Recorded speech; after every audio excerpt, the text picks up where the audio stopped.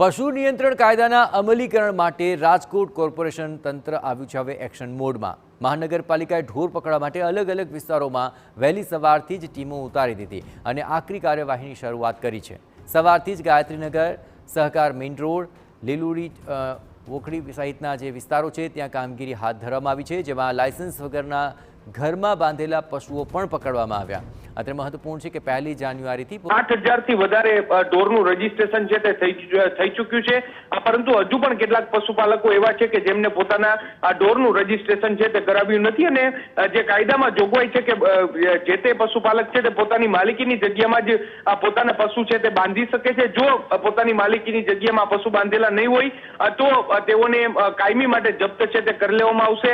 આજે જે લલુડી વોકડી વિસ્તાર છે ત્યાં રાજકોટ મહાનગરપાલિકાની ટીમ છે તેમના દ્વારા તપાસ હાથ ધરવામાં આવી હતી અને જેટલા પણ જે માલિકીની જગ્યામાં ન હોય તેવા પશુઓ છે તેમને જપ્ત કરવાની કામગીરી છે તે કરવામાં આવી છે।